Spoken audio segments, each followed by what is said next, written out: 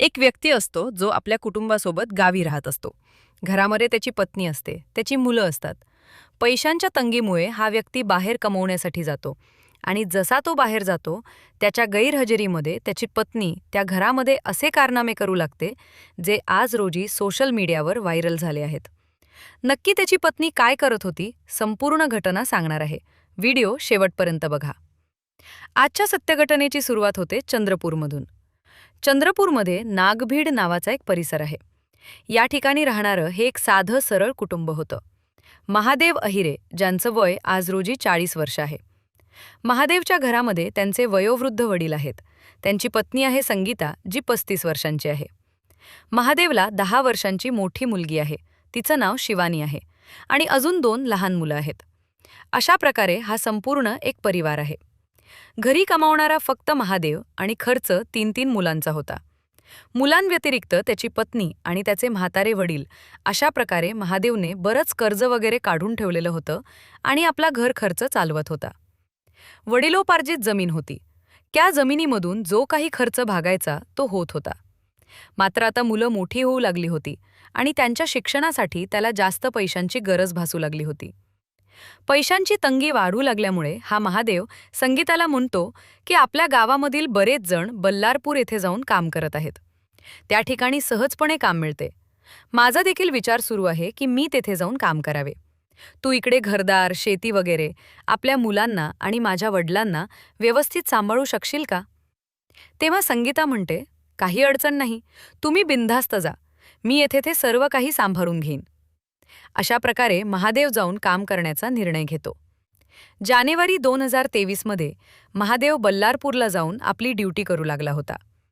मात्र घरी त्याची पत्नी संगीता हिच्यावर संपूर्ण घराची जबाबदारी आली होती. आता तिला तिच्या वयोवृद्ध सासऱ्यांची काळजी घ्यावी लागत होती. मुलांच्या शिक्षणाची जबाबदारी सांभाळावी लागत होती.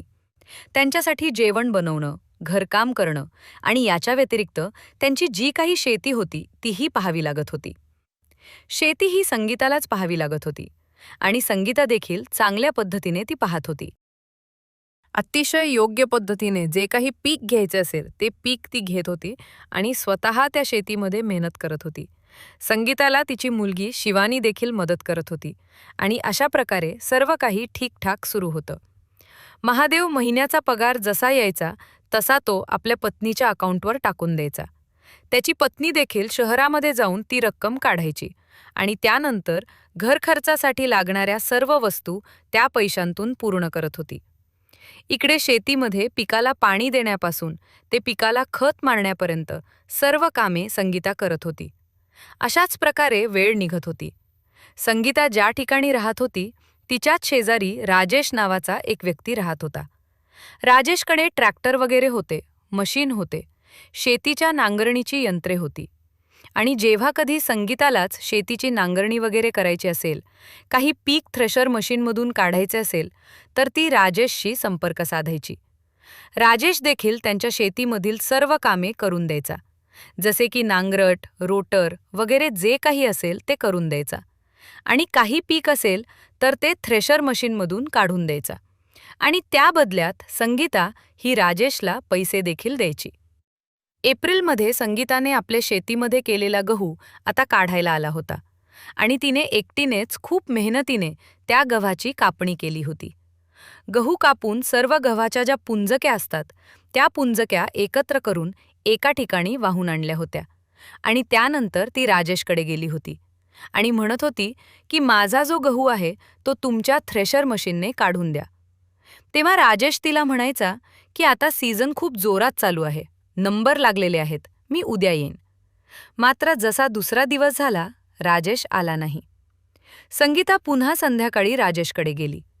मी माझ्या शेतीची सर्व कामे तुमच्याकडूनच करून घेते. तुमचाच ट्रॅक्टर लावलेला असतो आणि तुम्ही मला खोट्यावर खोटं बोलत आहात. तुम्ही म्हणता मी आत्ता येतो, उद्या येतो, संध्याकाळी येतो, मात्र येत नाही. तुम्हाला जर माझा गहू काढून द्यायचा नसेल तर तसं सांगा, मी दुसरा कोणी बघून घेईन. तेव्हा राजेश म्हणतो, वहिनी, मी तुमचा गहू नक्की काढून देणार आहे. फक्त बाकीच्यांनी जे नंबर लावलेले आहेत त्यांचे नंबर आधी काढून देतो आणि मी उद्या संध्याकाळीच तुमच्या शेतावर येतो आणि तुमचा गहू थ्रेशर मशीनने काढून देतो. अशा प्रकारे संगीता आणि राजेश यांची चर्चा झाली आणि संगीता आपल्या घरी आली. दुसऱ्या दिवसाची संध्याकाळ होताच राजेश आपले थ्रेशर मशीन घेऊन संगीताच्या शेतामध्ये येतो. त्यानंतर जो गहू असतो, ज्या ठिकाणी एकत्र केलेल्या पेंड्या ठेवलेल्या असतात, त्या ठिकाणी गहू तयार करण्यासाठी तो थ्रेशर मशीन लावतो आणि गहू काढू लागतो. आता गहू काढताना संगीताची तिथे गरज होती. गहू काढण्याच्या वेळी तिला देखील तिथे थोडेफार काम होते आणि ती संध्याकाळची वेळ होती. त्यावेळी संगीता त्या ठिकाणी शेतामध्ये एकटीच होती. जसे मशीन सुरू झाले तसे संगीता राजेशला म्हणू लागली, तुम्ही मला खूप वाट बघायला लावली. आज येतो, उद्या येतो म्हणत होता आणि आता संध्याकाळी येत आहात जेव्हा अंधार पडत आहे. राजेश तिला नेहमी वहिनी म्हणायचा. वहिनी, खरी मजा ही अंधार पडल्यानंतरच असते. आता संगीताला त्याबद्दल जास्त काही समजत नाही किंवा कदाचित काही समजत असावे. संगीता त्याला म्हणते, अंधार कितीही छान वाटला तरी आपल्याला हे काम करणं गरजेचं आहे, कारण हे काम झालंच पाहिजे. मात्र राजेशच्या मनात जे काही सुरू असते ते तो त्या ठिकाणी करण्याच्या विचारात असतो आणि कदाचित त्यामुळेच त्याने संध्याकाळच्या वेळी त्याचे ते मशीन घेऊन येण्याचा वेळ निवडलेला असतो. आता जशी संगीता त्या ठिकाणी त्याच्यासोबत बोलत असते तसा राजेश आजूबाजूला पाहतो आणि इथे दुसरे कोणीही नाही याचा फायदा घेत तो संगीताला पकडतो. आता जसे तो मागून तिला मिठी मारतो तसे संगीता म्हणते, हे काय करत आहात? दुसरे कोणी आले तर लोक काय म्हणतील? लोक काही संशय घेतील. राजेश विचार करतो की जर तिच्या मनामध्ये काही नसते तर या ठिकाणी ती माझ्यावर ओरडली असती. मात्र ती दुसरे कारण देत आहे. हीच गोष्ट ओळखून राजेश तिला घट्ट मिठी मारतो आणि तिला म्हणतो, या ठिकाणी आता दोघांव्यतिरिक्त दुसरे कोणीही नाही. मी थोडा वेळ मशीन बंद करतो आणि आपण जरा आडोशाला जाऊया. आता संगीता सुरुवातीला नाटके करते, मात्र ती राजेशपासून स्वतःला सोडवण्याचा तितकासा प्रयत्नही करत नाही. राजेश मशीन बंद करतो आणि तिला आड बाजूला घेऊन जातो. तो तिला चांगलं 1 तास चोळतो आणि त्यानंतर दोघे पण एकमेकांचा घाम काढतात. नवरा इतके दिवस घरी नसल्यामुळे तिची पण शारीरिक इच्छा पूर्ण होत नव्हती आणि राजेशने तिची तहान चांगलीच भागवली होती. थोड्या वेळाने कार्यक्रम झाल्यानंतर दोघे पण कपडे नीट करत आडोशातून बाहेर येतात आणि आजूबाजूला बघून पटकन घरच्या दिशेला निघतात. आता इथून पुढे जेव्हा जेव्हा राजेशला वाटायचे तेव्हा तो संगीताकडे यायचा आणि संगीतालाही जेव्हा आठवण यायची तेव्हा ती राजेशला कॉल करून त्याला तिच्याकडे बोलवून घ्यायची. जेव्हा तिची मुलं शाळेत गेलेली असायची आणि तिचा सासरा वयस्कर असल्यामुळे एका ठिकाणीच पडून असायचा, तेव्हा ती राजेशला बोलवायची. महादेव कामासाठी गेला होता, जेणेकरून घरातील सर्व काही सुरळीत चालेल. पत्नीला पैशांची अडचण येणार नाही, मुलांचे शिक्षण होईल आणि सर्व काही व्यवस्थित होईल. पैसे कमवण्यासाठी तो काम करत होता आणि तिकडे जितके काही कमवत होता ते सर्व अकाउंटवर पाठवत होता. मात्र संगीता इकडे त्याच्या मागे कार्यक्रम करू लागली होती. आता गहू काढून 7 ते 8 दिवस झाल्यानंतर संगीता राजेशकडे जाते आणि गहू काढण्याचे जितके पैसे झाले होते ते देऊ लागते. जेव्हा संगीता त्याला पैसे देत असते तेव्हा राजेश म्हणतो, मी तुमच्याकडून पैसे घेतले तर नंतर दुसरी कोणती महिला बघू का? तुमच्याकडून मी पैसे घेऊ शकत नाही. अशा प्रकारे संगीता आणि राजेश यांचे संबंध अधिकच घट्ट होतात. दोघांना पण आता बिलकुल भीती राहिली नव्हती. आवर्जून वेळ काढून दोघे एकमेकांचा आनंद घेत होते. संगीता तर जणू 18 वर्षाची कवळी मुलगीच झाली होती. इतका कार्यक्रम चालू होता. 5 जुलै 2023 ची गोष्ट असते. महादेवचा तिला कॉल आला आणि कॉल केल्यानंतर तो म्हणत होता, आता 5 ते 6 महिने झाले मी इकडे आलेलो आहे आणि जसे माझे पैसे मिळतील तसा मी विचार करतोय की आता घरी यावं. घरी आल्यानंतर थोडे दिवस राहीन. आपली शेती वगैरे पीक पाणी व्यवस्थित करून दिल्यानंतर मी पुन्हा इकडे निघून येईल. आता संगीता त्याला दुसरं काही म्हणू शकत नव्हती. ती म्हणते की ठीक आहे, काही हरकत नाही, तुम्ही येऊ शकता. दिवस होता 11 जुलै 2023. संगीता महादेवला सकाळच्या वेळी कॉल करते आणि त्याला म्हणते की आपली जी मुलगी आहे शिवानी, ती काल रात्रीपासून गायब झाली आहे. मी तुम्हाला कॉल करत होते, मात्र तुमचा फोनही लागत नव्हता. मुलगी काही केल्या सापडत नाही. तेव्हा महादेव म्हणतो, ठीक आहे, तू भरपूर शोधलं असेल, तर जवळच्या पोलीस स्टेशनमध्ये जाऊन मुलगी बेपत्ता असल्याची तक्रार दाखल कर. तोपर्यंत मी देखील घरी येतच आहे. संगीता जवळच्या पोलीस स्टेशनमध्ये जाते आणि पोलिसांना सांगते की माझी 10 वर्षांची मुलगी शिवानी ही काल रात्री घरामधून बेपत्ता झाली आहे आणि ती कुठेही सापडत नाही. तिने रात्री जेवण वगैरे केलं होतं आणि सर्व काही रोजच्या प्रमाणे ठीक होतं. मात्र ती गायब झाली. ती मला काही सांगूनही गेली नाही. अशा प्रकारे पोलिसांनी देखील शिवानी बेपत्ता असल्याची तक्रार दाखल करून घेतली. महादेव गावी पोहोचतो आणि आपल्या मुलीला ते दोघे इकडे तिकडे शोधू लागतात. मात्र त्यांना कुठेही कसलाही पत्ता लागत नव्हता. तिला शोधता शोधता त्यांच्या शेताजवळच एक मक्याची गंजी होती आणि त्या मक्याच्या गंजीमधून कसलासा वास येत होता.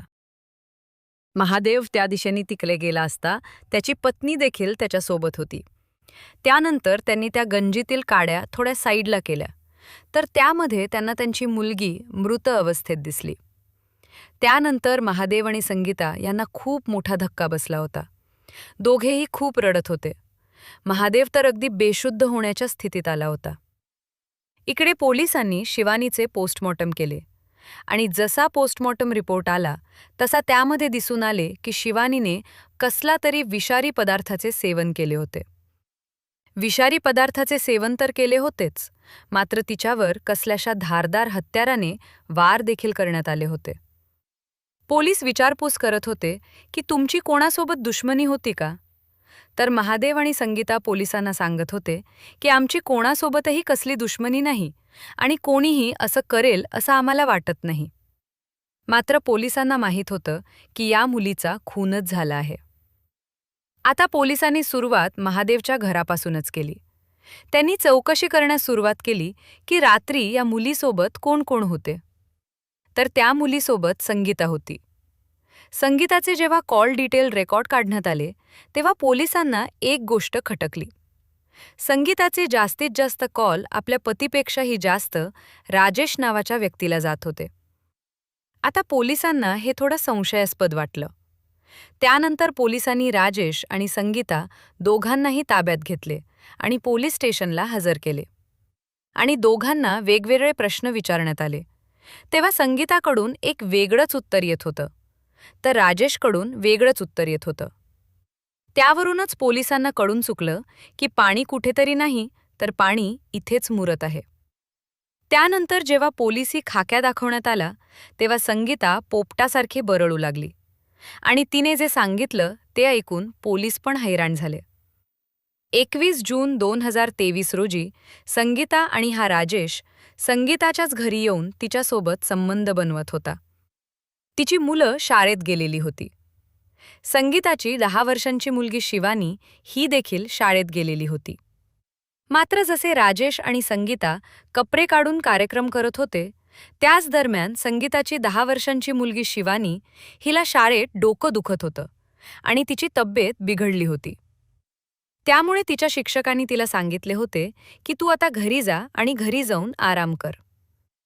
जशी शिवानी घरी आली, तिने आतमध्ये पाहिलं तर राजेश आणि तिची आई दोघेही संबंध ठेवत होते. इकडे संगीताला आणि राजेशला कसलाही थांगपत्ता नव्हता की त्यांना कोणीतरी पाहत आहे. जेव्हा त्यांची नजर शिवानीवर पडली तेव्हा संगीतानं स्वतःला सावरलं. मात्र तिचा जो प्रियकर होता राजेश, तो म्हणत होता की काही हरकत नाही, पण संगीता ऐकत नव्हती. संगीता राजेशला म्हणत होती, नाही, मुलगी माझ्या नवऱ्याला सांगू शकते. राजेश स्वतःवर नियंत्रण ठेवू शकत नव्हता आणि तसेच ठोके देत होता, मात्र संगीतानं त्याला बाजूला लोटले. त्यानंतर ती आपल्या मुलीकडे गेली आणि तिला विचारू लागली, तू शाळेतून का आलीस आणि तू इथे उभी राहून केव्हापासून पाहत होतीस? तेव्हा शिवानी म्हणाली, मी सर्व काही पाहत होते. एवढं सर्व ऐकून दोघांची झोपच उडाली. राजेशला वाटले की ही लहान आहे, त्यामुळे हिला काही कळणार नाही, त्यामुळे इतका काही टेन्शन घेण्यासारखा विषय नव्हता. त्याने पटकन आपले कपडे घातले आणि त्या ठिकाणावरून निघून गेला. ही संगीता मुलीला म्हणत होती, तू जे काही पाहिलं ते तुझ्या वडिलांना म्हणजे महादेवला अजिबात सांगू नको. मात्र मुलगी तिच्या आईला म्हणाली की मी सर्व काही वडिलांना सांगणार आहे. त्यांच्या मागे तू काय काय करते आणि त्या काकासोबत तुझं काय चाललेलं आहे मी सर्व पाहिलं आहे. आणि हीच गोष्ट संगीताला खटकली. त्यातच संध्याकाळी महादेवचा कॉल संगीताला आला होता आणि तो सुट्टीवर घरी येणार होता. त्यामुळे संगीता पूर्णपणे घाबरून गेली. तिला वाटत होते की जर चुकून हिने महादेवला काही सांगितले तर आपली पूर्ण वाट लागेल. आणि इतकंच नाही तर महादेव आपला जीवसुद्धा घेऊ शकतो. म्हणजे राजेश सोबतचे संबंध तर बंद होणारच, उलट आपण महादेवच्या हाती सापडू. जसा महादेवचा कॉल तिकडून बंद झाला तसा या नालायक बाईनं एक भयानक असा निर्णय घेतला जो कोणाच्याही मनात सुद्धा येणार नाही. त्या दिवशी दुपारच्या जेवणाची वेळ झाली होती. स्वयंपाकघरात मुलीसाठी जेवण वाढत असताना त्या महिलेचे हात थरथरत नव्हते. तिने अतिशय सावधपणे ते कीटकनाशक काढले आणि मुलीच्या आवडत्या भाजीमध्ये मिसळले. तिला माहीत होते की मुलगी आवडीनं जेवण करेल आणि तिला संशयही येणार नाही. तिने स्वतःच्या हातानं ते जेवण मुलीसमोर ठेवले. मुलीनं आईच्या प्रेमावर विश्वास ठेवून जेवणाचे घास घ्यायला सुरुवात केली. तिला कल्पनाही नव्हती की हा तिच्या आयुष्याचा शेवटचा घास ठरणार आहे. जेवण संपल्यानंतर काही मिनिटातच तिला अस्वस्थ वाटू लागले. डोकं गरगरू लागलं आणि डोळ्यांसमोर अंधारी आली.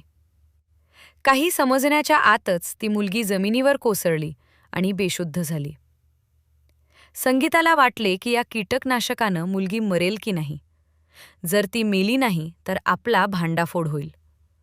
म्हणून संगीतानं म्हणजे शिवानीच्या आईनं स्वतः धारदार शस्त्रानं तिच्यावर वार केला. अशा प्रकारे आपल्या पोटच्या मुलीला त्या ठिकाणी संपवून टाकले. कोणालाही समजू नये म्हणून तिने आपल्या विकृत बुद्धीचा वापर केला. तिने मृतदेह मक्याच्या गंजीखाली लपवून ठेवला. वरून मक्याच्या काड्या टाकून दिल्या आणि त्यानंतर दुसऱ्या दिवशी नाटक केले की मुलगी शिवानी बेपत्ता आहे. यानंतर पोलिसांनी या प्रकरणाचा अशा पद्धतीने उलगडा केला. जिल्हा व सत्र न्यायाधीश रवी कुमार यांनी या निर्दयी आईला शिक्षा सुनावली. न्यायाधीश रवी कुमार यांचे मत असे होते की अशा आईला या जीवनात जगण्याचा काही अधिकार नाही.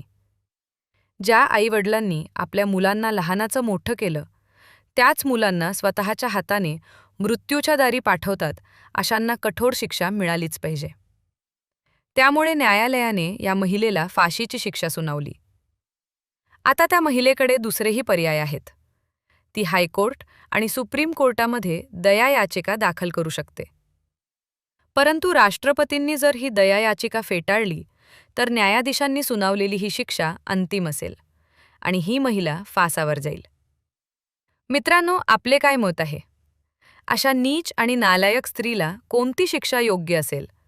कमेंट करून आपले मत नक्की मांडा. धन्यवाद.